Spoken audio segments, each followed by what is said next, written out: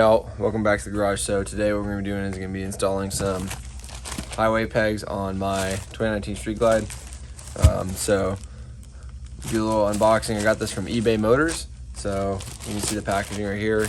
Pretty nice. This is the first product I bought on it. So yeah, I also bought some other stuff for my truck, and then some more foot pegs from the Dyna. So do a quick unboxing here and see what it all looks like before we put it on.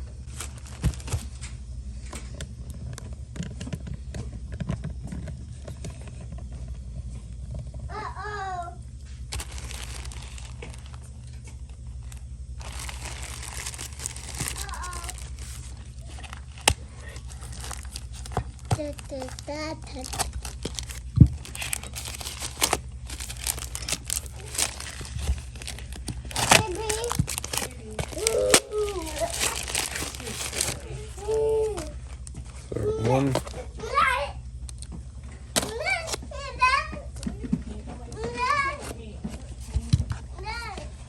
No, it's bird stuff.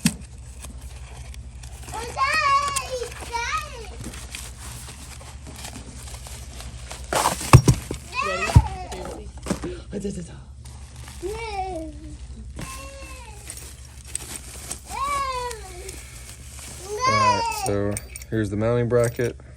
It's supposed to be for 1 inch or 1 1/4 inch. There's the spacers that come to make it for the 1 inch. Here's the other bracket right here. So it's not too bad. Steel, pretty standard.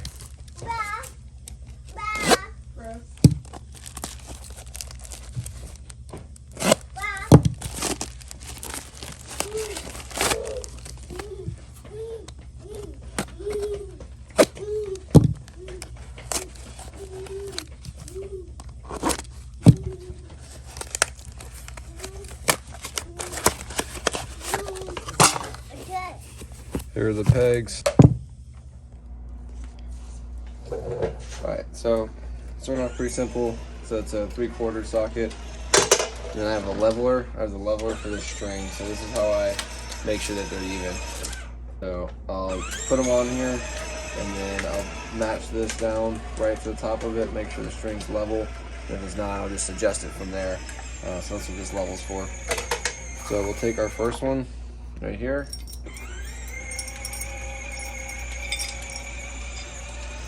This, I have a HW4 right here, so use this, take off one side,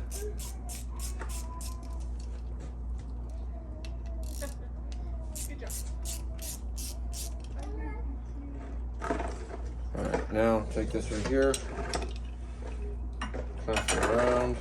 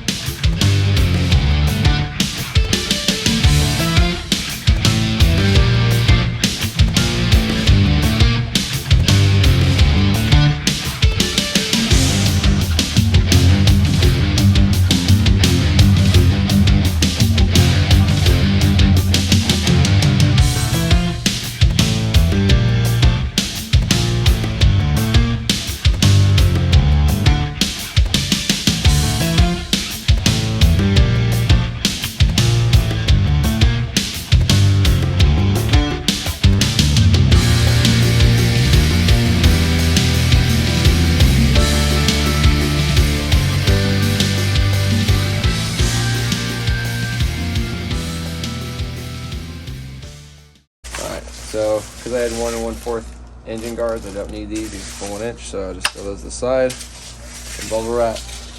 So now what I'm going to do is I'm going to rest this on top of here, rest the other one there, and then this is pretty tight. I'm going to go tighten it on the other side, make sure it's taut. Alright, So now that they're on there, I'm going to place the foot pegs on. And again, these are just hand tightened, so they're not like cranked all the way down.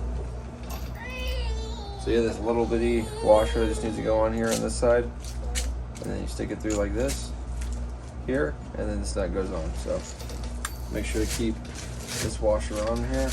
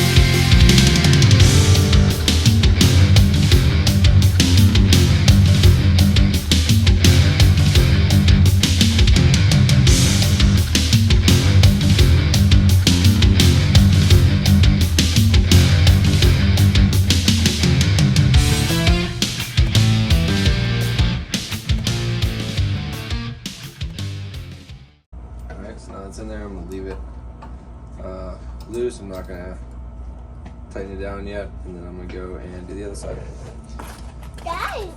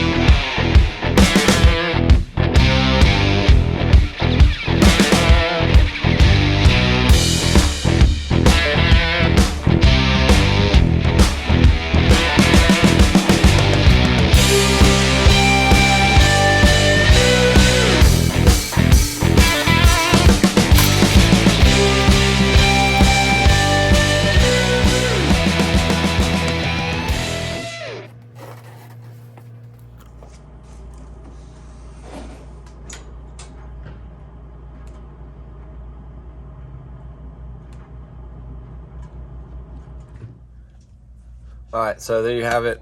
It's really easy install. The biggest thing for me is I'm like really OCD about it, so I like to get my highway pegs like very even, angled the proper way. So as you saw, like I kind of tilted them inwards a little bit. That way, when they fold out, they're kind of at an angle, so you can like naturally put your feet. But yeah, so I snagged them down really, really tight. That way they don't move. Like I said before, I've had some move on me. And then I tighten the actual pegs down just enough so where it's like difficult, or not difficult, but has some resistance. So I had some resistance, so that way like it doesn't just like flop down all the time whenever I'm turning or whenever I'm going down the highway, hit bumps, it doesn't just like fold out like my passenger pegs currently do that I have to tighten down. So that's it for today's video. Like I said, I got these off of eBay Motors.